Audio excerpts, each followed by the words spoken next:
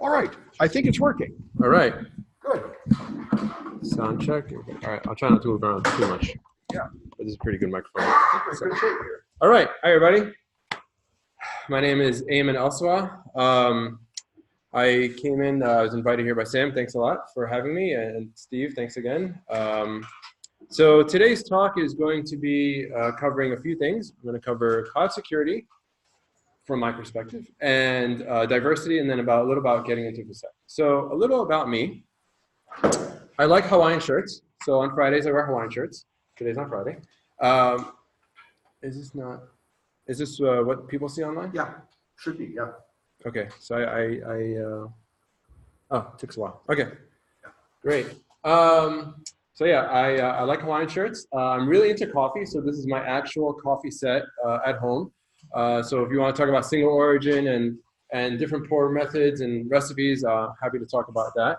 I work with AWS every day, so I try to help secure AWS in that environment. I also have a podcast. So you go to gettingintoinfosec.com, and it's stories of people and how they got into Infosec, and just their transition, because everybody has a different way of how they got into information security. And so I could record 1,000 different stories and hear 1,000 different ways. And the idea is to help encourage and inspire and educate those out there looking to get into the field. And then as a result, I also, before thinking about the podcast, I also wrote a book. It's my guide as to how, you're starting from zero, how you want to get into the security field, different positions and things like that. So yeah, there's a bit of a lag online. So let's see how that goes.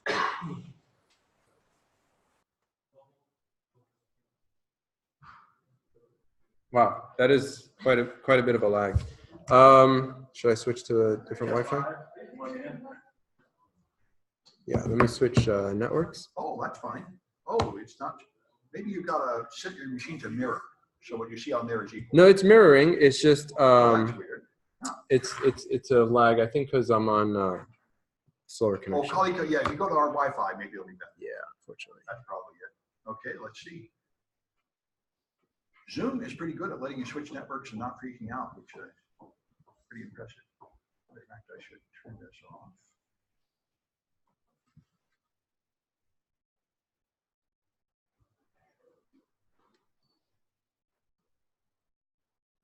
All right. Now that's good. Okay. So now you switched networks. So of course it lost connection with you briefly. But Yeah, I stopped sharing. I'm going to share in a second. Okay, good.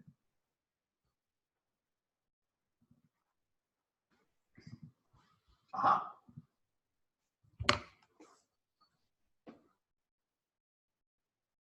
Okay, good. That looks right. There we go. Still lag, but all right, let's try this again. So let's talk about cloud security. So let's take a little survey. Who here has used either one of these three platforms, AWS, Azure, or Google Cloud Platform? Okay, great. That's really good. So I'm going to talk about AWS in particular. So for those that don't know, AWS has tons and tons of services. This is just page one from their console. So if you log into the console, you can see all these services, and they practically come up with a new service almost every week, if not every day. And if we go to the next page, there's more services here. Oh, there's really a big lag. So a lot of services, right? The idea is that you want to start a company, you want to start a product. They take care of the underlying technology, and then you just work on the product itself. And they're all over the world, many different regions all over the world coming up. And so the idea is that, and here's an example of different instances, for example. So, look at this one. It has, 12 terabytes of memory. You're trying to do some heavy duty horsepower. This is, obviously you pay a couple dollars an hour for this. There's also, you want a GPU, you want to start a cracking machine, you can totally do this on the cloud, just a click of a button. Have like 16 GPUs set up on an instance. So really amazing stuff. So what does this mean? Well, this is what this means for most people, right? they have an awesome car. They could like really, really do some good stuff. Yes, I'm going to the cloud. Yes, cloud is awesome. But in reality, this is really what happens. Okay, because you're giving so much power to people just at their fingertips with like little to no background at all. So this is often the case. This is why I'm still employed. And so what does this mean? Well, AWS has the shared security model, okay, where they take care of this stuff here on the bottom, and you have to take care of the stuff at the top, okay? So you don't have to worry about the power, the air conditioning, all that stuff from the data center. They take care of all that, right? They make sure that everything is running. But if you do spin up an instance, you have to make sure that it's secured from the internet, okay? You have to make sure that there's good authentication. You have to make sure encryption is in place. That's up to you. That's your responsibility. It's a big responsibility, but a lot of people, companies, governments, everybody don't understand this. Okay, and so a lot of times you have companies that are natively built in the cloud, especially here in the Bay Area. You have companies that are natively built and they kind of can speak cloud language from the beginning. But there's also lift and shift, where companies are coming from the data center model and they're going to the cloud because it's the next new shiny thing, really. Watch in a few years, we'll go back to data centers, right? So private clouds, yes, quote unquote. And so these are the ways that companies hop into the cloud. And so what are some issues that happen? Well, I'm going to highlight two of those categories, and it's misconfigurations and poor access control.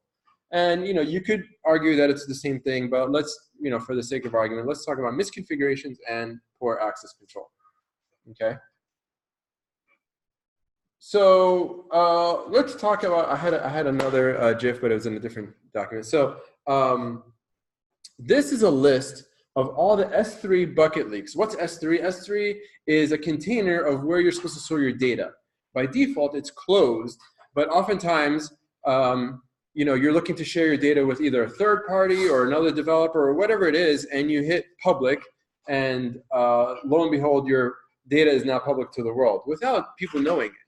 And so this is somebody actually. There have been so many S3 data leaks that someone started a wiki page or GitHub listing all the different breaches.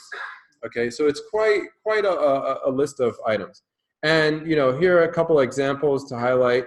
There was even a story about a AWS sales employee leaking a bucket as well. So that was quite hilarious. And if you look at all the companies listed here, you have a total of 9 billion records that have been leaked.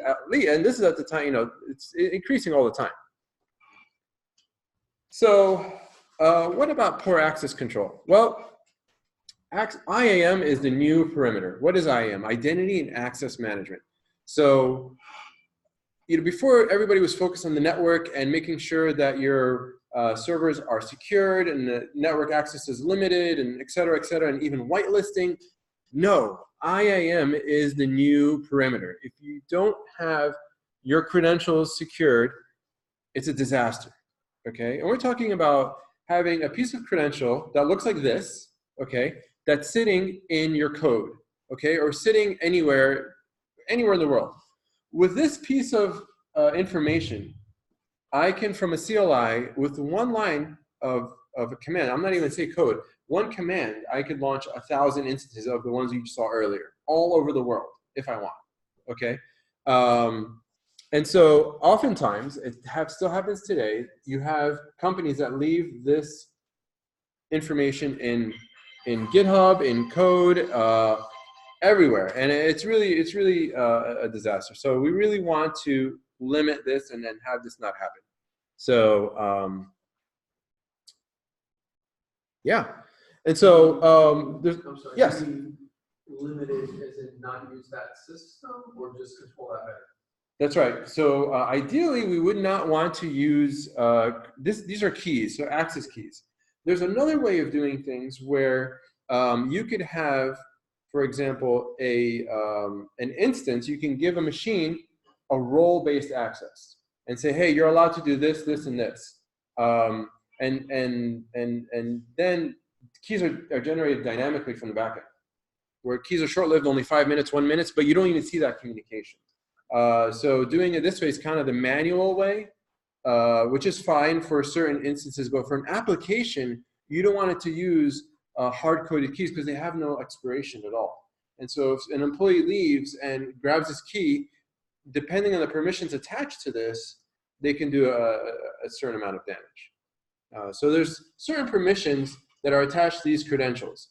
And so that's what goes to my next slide here, where you want to attach particular permissions to these credentials. And so here's an example of what not to do. Again, let me walk you through this. So this means S3, let's see, I guess I can't point. This means S3, right here. S3, oh, sorry. Let me not try to get technical. S3 is, again, we're talking about buckets, okay? And what this is doing is giving whatever access credential you're allowing everything to do in S3. You can delete buckets, create buckets, put objects, delete objects, all this stuff. You don't want to do that. This is from a real environment before. EC2 is where all your compute instances are, okay? And so, what is this? This is all laziness. This is just being lazy, right? Because you really want to employ least privilege. Least privilege is where, you're saying, I don't need everything. I just need to describe instances. Just give me a list of all instances out there so that I could take an inventory. Say it's an inventory machine or whatever it is. But instead they're doing EC2 allow. That means it could create hundreds or thousands of instances. If this machine, so this was a role-based access, which is a good way of doing it, to answer your question before, instead of having a key. However, these permissions were attached to it. So if that box got popped, then the attacker could do all this stuff. Route 53 is a DNS service. You could just change all your hosted zones. It's just amazing. So, don't do this, right? It should be more fine-grained, listing exactly the permissions you need, okay? Any questions so far? Okay, so has anyone heard of a company called Code Spaces? Let me share my video in case people want to see me. Yeah. There we go. So I try to be a little more like. So Code Spaces is there we go. Yeah, I think it should go away. I moved it. Okay, good. Or maybe not. I think last time I had to do something. Oh, okay. Hide non-video participants. Where is it? Back to that, yeah. Here. Hide what? Oh, it was in the other one you had. I know, I seem to. Right click that one? Yeah, hide non-video participants. Yeah. Oh, okay, good. Awesome. All right. So Code Spaces looks like this, okay? They're a company that offers rock solid, secure, affordable Git hosting, okay? Of course, they say it's secure, so it has to be secure, right? Why don't people just use GitHub? I don't know. I guess this was an alternative to GitHub to use it in a private, maybe a cheaper option. I have no idea. So this was their website on this particular day. I have this is their website on one particular day. The next day, this is what their website looked like. All this was because an attacker found their keys that had root credentials and wiped out 7,000 instances, or a number of instances, their whole environment, including their backups and snapshots. Everything. Out of business overnight. Okay? This is like, when you're in the cloud, this is like the target, right, of, the target story of Amazon, right? I don't believe in FUD, but, we need to learn our lessons, right? So this is, a really good example of that. And so this is from archive.org. If anybody knows that, you can just hop on there and see their website. So what are our lessons learned? Least privilege and access control, okay? So, if you're giving access to something, give the minimal amount of privilege. Take the extra step to give the minimal amount of privilege required. Configuration management, do some training, have some awareness, right? The cloud is a big responsibility. We are, you have with a click of a finger, you have the ability to launch infinite amount of resources globally. So, that's not cheap either, right? So a lot of times, a lot of times companies end up having, when they're attacked, they have like thousands and thousands of dollars of bills. So, you know, and Amazon does sometimes wipe it, but still, you don't want to be in that position. So. Also, some other things going on right now, Kubernetes and containerization. So especially in the Bay Area, that's like the big thing right now. So, so definitely take the step to learn that. It's really a good thing to learn. It's a trend. So, but you know, also look at serverless too. Serverless is where you forget servers. You don't even need servers anymore. You just have a function. So you create your code and have it run using compute time, and all you're paying is for the compute time and not for an instance to be up for several hours at a time, if that makes sense. Azure does that. Yeah, all of them have it. Yeah. Azure, AWS, all of them have that service. So you see, you know, this is, you know, you can have an example of a serverless website. There are a lot of examples. So instead of spinning up a server in Nginx and then, you know, PHP and whatever else, you just write your code and it will execute every time someone goes to the website. It will just run it for that time that it got executed. It's really amazing. All right, the next topic that's near and dear to me is diversity. Yes? How fast is serverless websites moving in terms of growth? I can't give an accurate number, but there are whole conferences now on the topic, serverless conf. So for some reason, a lot of folks are attracted to containerization, but really, I think a lot of, you know, the visionary folks are going is serverless, because serverless, you're just paying for compute time. It just makes it super easy. Yeah. So as far as the percentage, I don't know, especially those in production, but it's definitely being utilized for a lot of components of a whole application, where what you used to have in EC2 or a whole instance, virtual instance doing something, now they just have Lambda scripts and serverless functions doing that. So that is definitely becoming a huge, bigger component. Any questions so far on cloud and cloud security? I'm happy to take any questions. I don't know if there's any questions online. So the skills, I'm a deployment person. So the skills necessary with serverless, I mean, just coding. Yeah. Coding and then knowing that particular environment. But yeah, coding. So Python, Go, all the latest coding languages. I don't think there's any online. They would pop up. If you guys want to ask a question online, just send a chat message and it will pop up. But none of them are doing it now. Okay. Maybe I could, there is a way to have questions. Okay, that's fine. Great. So the next topic is diversity. So diversity, there are a lot of programs happening these days to encourage more and more diversity. So we have Day of Security, which I've attended a lot of their talks, really great conference. Women in Security and Privacy, Women's Cybersecurity Jiu-Jitsu. SANS has a Women's Immersion Academy. One of my guests on the show, Christina Hansen, had a really good time. She talked about a lot of these programs and how she was, you know, she was a success story basically from a lot of these groups. So there are a lot, and more groups are growing. So it's really, it's definitely a good thing. Now, does that mean the job is done? Well, no, there's still a lot more work to be done. Okay, and you know, this is something that happened not too long ago that really kind of hit home for me. I was kind of like, I was bothered. I was bothered when I saw this. This whole underground that was happening that was, well, you know, look it up, but basically just bashing people, women out there. You know, there's still issues that are happening. Female speakers and hackers are still facing issues. Georgia Weidman, you know, really well-known, awesome person. She's published books on hacking. Came out and just talked about some things that, you know, that she faced.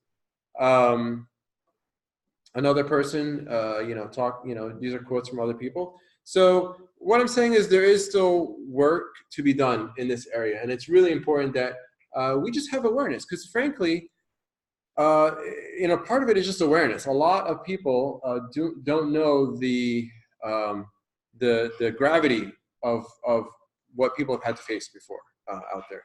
And diversity includes all sorts of people. People of color, non-binaries, women, everyone.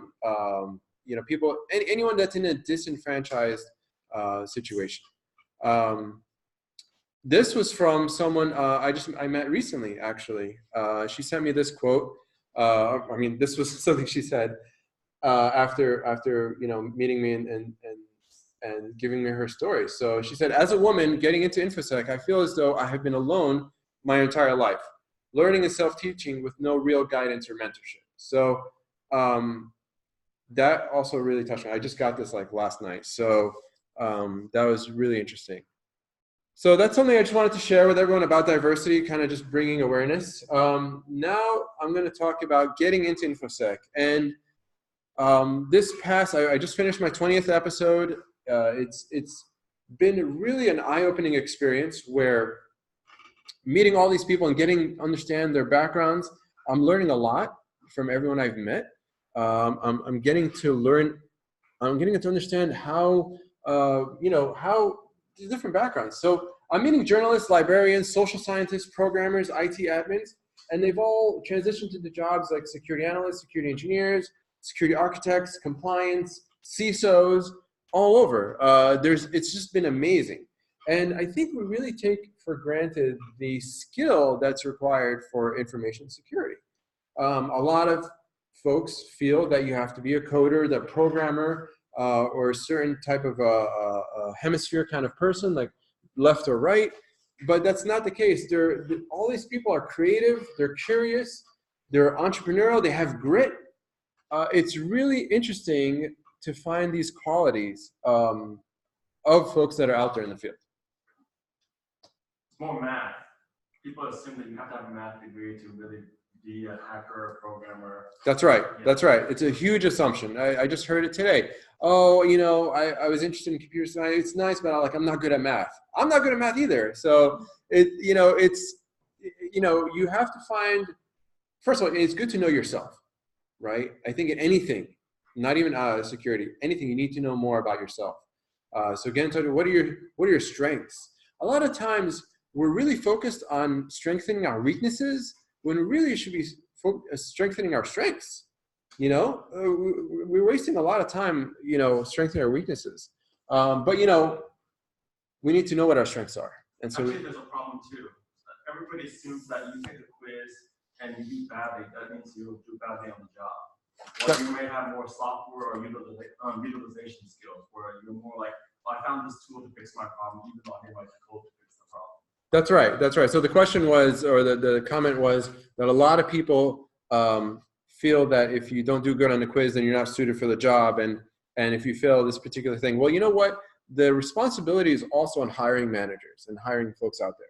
Okay. They have to be able to detect and see if this person is a good fit for their team or can do the job. Okay. A lot of times we have folks that when they're hiring, they're looking for someone like them.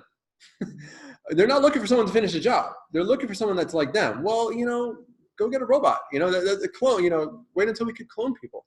One of my guests, he had brought someone into his organization, and there was a lot of naysaying about bringing this person in. But she did an amazing job.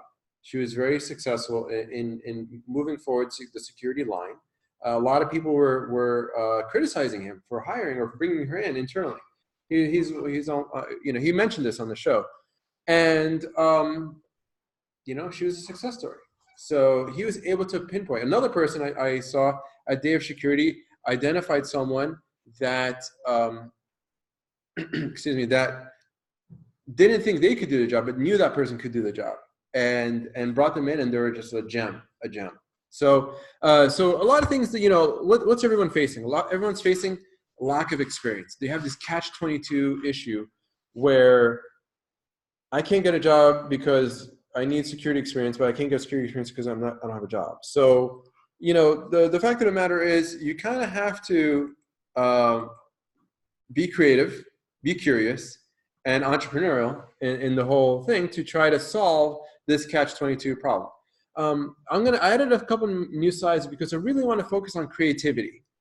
I really think creativity is like at the crux of a lot of this. A lot of my guests I found are, you know, coders, app creators, musicians, artists, bakers, writers. You know, if you're a coder, if you're creating an application, that is a creative talent. You're producing something. You have this satisfaction. The dopamine comes in when you produce something and make it work. It's really amazing. So, you know, there is this creativity bone in a lot of security professionals that is underestimated. I think my last guest, he's a nerdcore rapper. So, you know, he produces, yeah, he produces his own. Another guest he would also create music. So one thing I do in my show is I like to have all my guests pick their outro music. So I love it when my guest is also the creator of the outro music. I'm like, yes. So because for me, I like promoting more artistry. It's just an art thing, I guess. So to be more creative, we need to try something new, get off the path of least resistance, and push boundaries. Set a new standard. For yourself. That's right. That's right. And not be afraid to fail. Okay. There's this excellent documentary called The Creative Brain. It's on Netflix. I highly recommend it. It'll inspire you. If you ever feel bummed out, watch it. It's really eye-opening, and definitely this whole neuroscience is just an amazing area to be explored. There's a lot of exploration to be done there. So the creative brain? The creative brain, yes. So let's talk about trying something new. So a lot of people, how many here are career changers? Coming from a different background. Okay. Can I get an example of what career? Let's start from the right, my right. I came from legal. Legal? Okay. One of my guests was a paralegal, and then now she's an awesome malware researcher. Egyptology. Egyptology, that's awesome. Okay. That's a lot of research. That's a lot. Yeah. There's one online.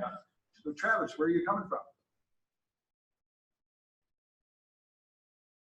Well, there we are. Skateboard. Skateboard industry. All right. Awesome. And you? Wine smelling. Wine smelling. Okay. Very similar to coffee. Yeah. So that's pretty cool. So everyone that just mentioned right now, there's a trait that can apply to information security, believe it or not, right? Paralegal, like being able to sift through information and go through things. Skateboarder, right? Just being able to like. Independent music. I'm sorry? Next guy, independent music. Independent music. Okay. Travel. Yeah. So people person. That is probably a people person. That person right there. Yeah. So you know, skateboarding, that dopamine, that rush. Egyptology, just cryptography goes right along there, right? So almost the same.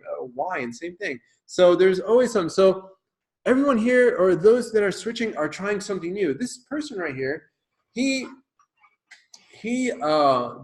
person has excelled in physics, cooking, all these like different things. He has patents. It's insane. I mean, you're just blown away. So this is the anti-specialist, where he's always trying to get something new. And but look at this. He says part of that learning is that you have to be confused. So I am often very frustrated and confused, and think of myself as being really stupid because I'm not getting it. How many here have felt in that situation? Right? And so I see this and I'm like, wow, that's awesome. And I'm like, I'm not the only one. This is great. So just something to keep in mind. So what else, if we want to foster creativity, what else is there? Well, we have to get off the path of least resistance. Oh yeah. So the brain only weighs 3 pounds, but uses 20% of our body's energy. Go figure, okay? And so it's always going to want to do the thing that's easiest, the path of least resistance, because it wants to save quote unquote battery, as the host David says. So it's always going to choose the most obvious answer. And of course, how many people just after having a long day just want to go home and veg and just do nothing, right? And recharge, right? But is that a misnomer? I don't know. This is not going to be a motivational talk right now. But it's something to think about, right? Yes, we do need self-care. I think self-care is important. That's often overlooked, as we talked earlier. in the tech industry and in many industries, right? But again, it's getting that motivation to do something different. And this is the host, David Eagleman. Oh, I just moved it over there so it's not in the way. Cool. Let me move this There's thing. some other junk in the way. Anyway, I think it's this. that's the problem with Zoom. You have some extra windows that are kind of. Yeah, that's weird. I've never seen it before. Okay, so That one. That's hide good. video panel. I can hide this one. Yeah, that's good. You're making some progress. Is that better? Nope. Yeah, it's better. And then how do I share? That's fine. Okay, so next thing, don't be afraid to fail. How many people have heard this before, right? Fail often, fail. Yeah. Well, you know, failure, it's easy to say, but, you know, I mean, until you experience it, you know, it's really hard. I mean, I myself had some really personal failures, you know, a couple years ago, and it took a while to get over. I'm not going to lie, right?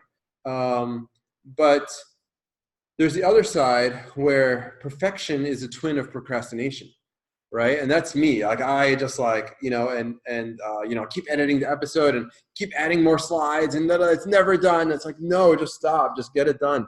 So that's something to think about. And why is my, oh, that's right. And so if you really think about it, success comes out of failure, okay? Success comes out of failure. So allow yourself to fail. Don't be so hard on yourself, okay? Allow yourself to fail. It's okay. It's really fine. This is another quote. And if you believe it or not, this quote was from the co-creator of Game of Thrones. Okay? Again, all from that documentary. So, you know, he was really hard on himself. He's like, these words are, you know, you take it personally. You feel like it's an investment, but just get over it, right? You have to just move on. So, what did everybody have to do, right? They were all creative. They were all curious. And, you know, they had some grit and entrepreneurial spirit where, like, they just kind of had to move on. If you think about it, all this is related. All this is tied to helping you get into Infosec, okay? Because in the information security field, I think that's about it. In the information security field, oftentimes you really need to be creative. You have the business that says, we want to do this. And then you're like, no, right, in your head. But you're like, okay, let's figure out a way to come up with a solution that works. And there might not be anything out there. You might have to create a product. You might have to, a tool. You might have to do something. You have to come up with a solution, okay?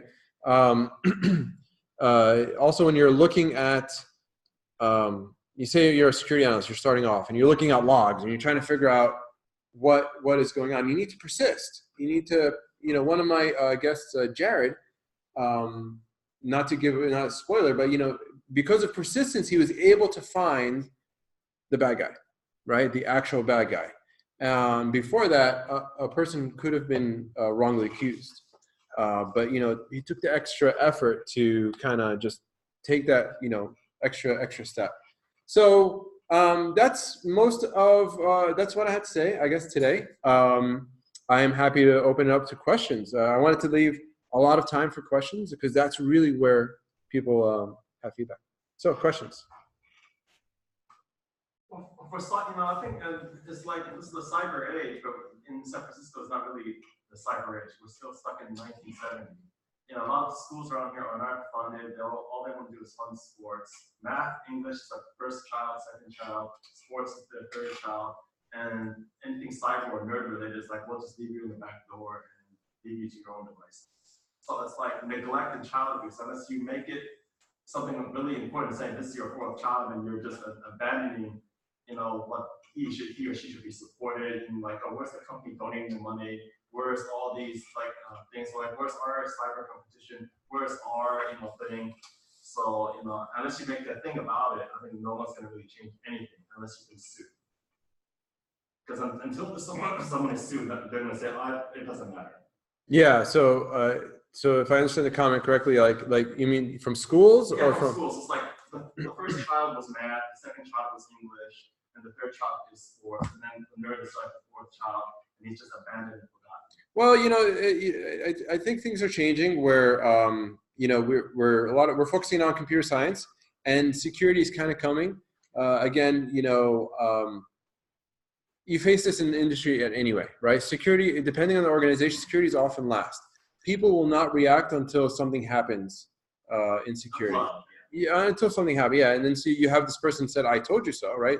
Sitting in the corner with the the red stapler on the desk. So you know you have that out there. So yeah, any other questions or comments? I'll say undercover boss would be another angle you can try. There was an episode of an employee. She said, "I can't pass a test, but I can do the job." And the boss says, "Okay, show me. Mm-hmm. I don't care if you can pass the test. Let me see you do the job." That's right. Yeah. That's right. And I think that's you know, one of my guests had a comment on aptitude, where you know I was like, "What do you think about aptitude?" And people think that you have to have this aptitude, but there is this notion out there that aptitude can be cultivated and can be grown, right? So that is something to consider. You know, again, I think there's a two-part responsibility. Us to get out there and kind of like learn, you know, or immerse ourselves and just get out of our seats and have that harness that creativity. But also the industry is definitely to blame. You know, take So why don't you tell us what's in this book? Yeah. So in the book, I talk about you know, understanding the culture. I think there's a really strong cultural component to information security that, you know, I think is often missed. I talk about different positions that are out there because everyone wants to be a hacker. That's great. I think that's really good. But companies are not hiring only hackers. Okay? If you really talk, in reality, I'm a big company. I outsource the hacking. I hire another company that brings in hackers. I hired directly cybersecurity analysts, security architects, security engineers, so they could make myself secure, builders, okay? And I get it, you know, there is that dopamine, but there is also the dopamine of building something awesome, okay? I'll share something about, you know, about me. I wanted to be a hacker, breaker, you know, so long, and I spent a lot of time trying to do it. And I finally got a job to do it, and I realized I'm more of a builder. I've been a builder my whole life. You know, even before it was security, it was Linux admin, Cisco security, network admin, all that stuff. I love building things. Love it. I could do it all day. And so I had to come and realize I was a failure, right? But I learned from that. I got exposed to a really good environment. It was a nice, awesome team. And I took that and incorporated it back into the building, right? But I learned, you know, I could have spent a long time trying to, you know, make it work, but like you again, fail fast and fail often, right? So kind of learning from your failures. And then also my story is in the book too. So it's kind of like, you know, and some funny stories. I made up a story.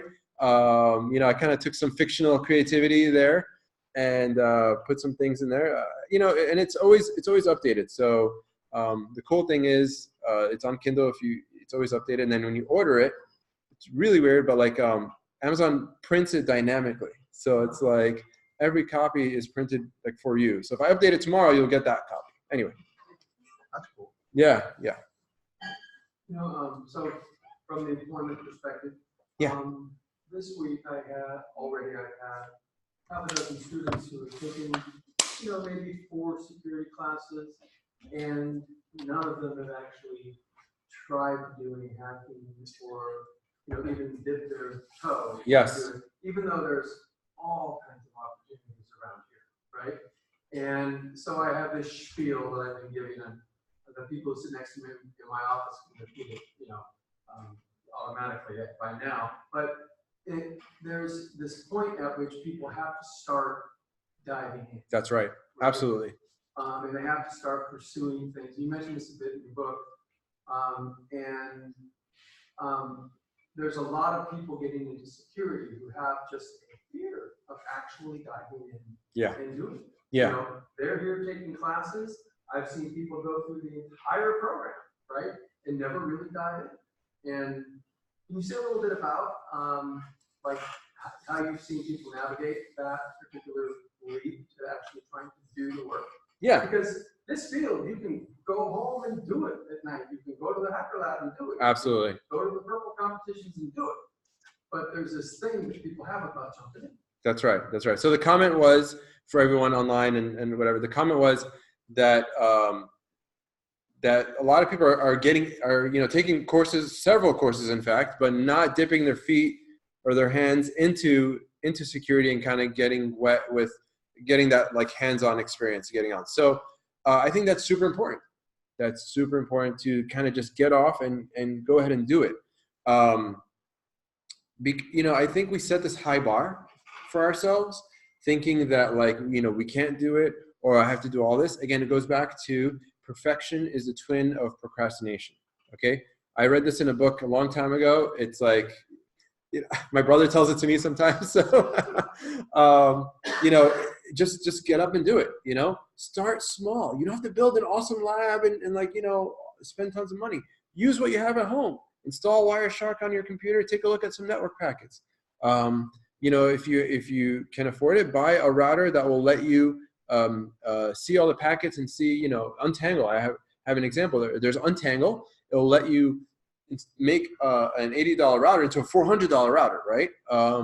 With minimal cost. You use pfSense. There's a lot of different open source stuff that you can do to, your home is your kingdom. Imagine you're the CISO of your house.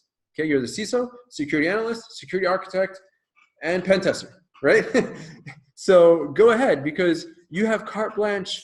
We all need authorization, right? It's your house. You can do whatever you want, right? So just start there. There's some really good videos. Your wife would be mad. That's true. That's true. I do have someone did mention that they live with roommates, and so they can't be like sniffing. I'm like, okay, well, then just like break off of the router, create your own router, and then just sniff that traffic, right? Or just stick with that. I don't know. But they're learning even by making that mistake. What's that? They're learning even when they do that. Yes. Make mistakes. Like just get in it. One thing to do is go on YouTube and check out some walkthrough videos. I think Engineer Man has some amazing videos of he just writes Python. He wrote one Python script to combat a spammer or something like that. It was hilarious. And you just hit pause and just dedicate some time. Build a habit.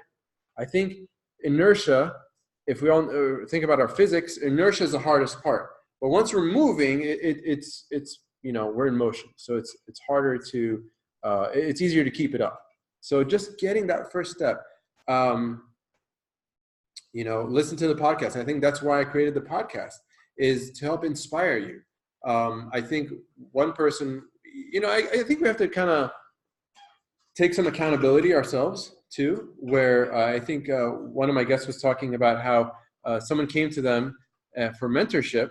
And it's like, hey, listen, I just have an hour. Can you just tell me what, it's like, well, you're coming to this person who is an expert in their field and you want them to, share this time with you and you're putting them on. So again, a little bit of respect, a little bit of, humbleness and kind of just, but just start. Yeah. I think that, I hope that answers your question. This whole ecosystem that I've created here is to help do that. So, to help inspire folks.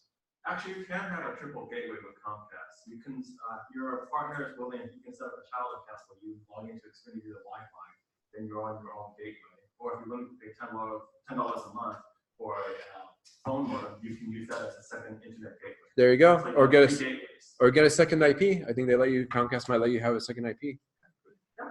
Any other comments or questions from online or here? These are great. I guess in social circles, it's like the city is all about doing everything else. Like, there's nothing for the nerd. Like, oh, we're gonna make this house or place fast where any companies can hire their employees. Say, hey, where you live, you have great internet, and that's another reason to come here. But when they build these buildings, all they care about is here's the kitchen, here's the garage, here's the water heater. Networking is not a priority in San Francisco when it comes to building construction. So, like if you're a day trader, maybe that may be important because you want to be first in. Sure. But sure. As for internet and being nerd friendly, San Francisco is not the place when they do construction. Who here is graduating like really soon and actively looking for work now? Oh, Okay. Okay. And how has that experience been? It's good so far. I mean, I haven't had any problems. Mostly referrals, a lot of Twitter postings, people respond. Doing a lot of job interviews right now. Okay. It's been crazy. Okay. Okay. And yourself? Really just getting started with it. So Okay. just beginning to approach companies and talk to them. Okay. Okay. Okay. Yeah. I mean, I think one thing also to do is document your learnings. I think creating a blog or creating a GitHub account and participating. You know, again, a lot of some of my guests talked about this. Create a GitHub account and find a project that you might be interested in and contribute to that. Say there's a bug or an issue. People need help. People need help online, right? We often underestimate the number of people that are working on, or overestimate. I guess we overestimate the number of people working on these projects. It's like usually just one, maybe two people, you know, doing it in their spare time, juggling with family and work and all this stuff. So get on GitHub. Everything you learn, create a blog, and just because somebody else is in your footsteps that's also trying to learn. But also the employers will see this, that you've taken some initiative. They know what you know more, like kind of helps build a bigger picture. Yeah, I think Steve had a question. You know, one of the things, again, from an employment perspective, I've noticed is that there's people walking around who are pretty good at what they're doing according to the instructors, and they just don't think they're ready for a job. Right. And then I've had some people that I've, you know, sent to employers, and it turns out they are a lot more well prepared for a job than they ever could possibly. Yep. Yep. And I've noticed an instance of that today. I had somebody get, you know, a fairly big opportunity, who, you know, was a week ago. Do you think I could possibly do that? You know, Yep. that was their perspective. Yeah. The comment was that there are a lot of folks that are very well prepared to be employed, but they themselves don't think so. And this is super common. It's called imposter syndrome. Imposter syndrome. It's a huge thing. Everyone faces it. I face it. A lot of people out there face it. It's sometimes it's compounded by social media. Okay. Oftentimes it's compounded by social media because you're seeing all these people, but you're only seeing one side, okay, of them. And I think, again, it's about, you know, the first step is to admit that we have something, right? And so if we understand that imposter syndrome is real, I mean, there's even a Twitter account called Imposter Syndrome Cat or something like that. So, you know, more and more people are talking about it now, and so it's out there. And so I think that self-care, that social, the psychology component is also very important in the job hiring process.